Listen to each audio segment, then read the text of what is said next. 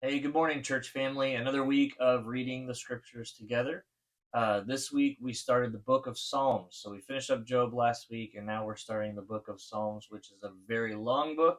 And this week we're going to cover chapters 1 through 18. This is a book of prayers and songs used by followers of Yahweh for thousands of years for meditations, both private and corporate. Some of the Psalms are very personal, specifically David's, and so we'll see that as we go along. There's multiple authors in the book of Psalms, which is a little bit unique to this book. David wrote a lot of them, Moses wrote some of them are anonymous, and then others were written by other ancient Jewish figures. So a lot of contributions were made to the book of Psalms.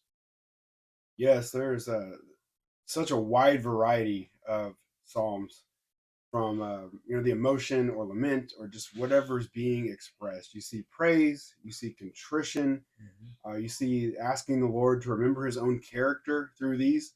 And I love Psalm 1. It's one of my personal favorites. I believe it just sets the tone for what we see in the Psalms because it starts off by comparing the righteous and the wicked.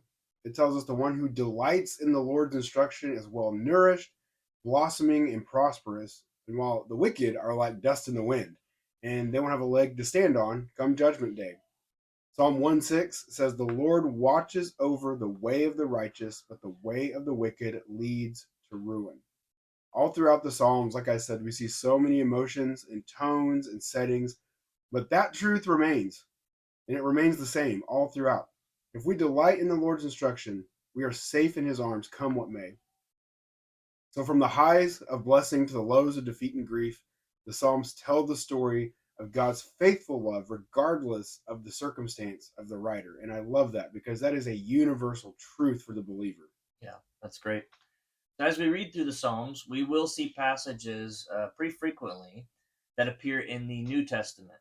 So this is cool because it shows the connection between the Old and New Testaments, as well as the trust that Jesus and the early church placed in the text.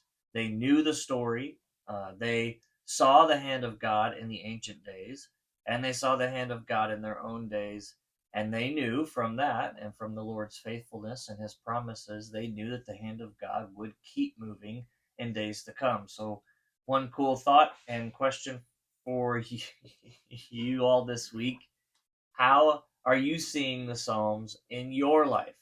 Are you kind of experiencing some of those highs or some of those lows? Are you finding yourself just calling out for the Lord to remember his own faithfulness in your life? The Psalms have that unique ability to meet us wherever we're at and to bring us peace and what we need in the moment. Yeah, and I think whatever you're going through, you can find a psalm that will help help your heart translate what's going on to God through prayer of the Psalms. So we're excited to be in the Psalms, to go through it with you. Keep reading, keep watching, and we'll see you Sunday.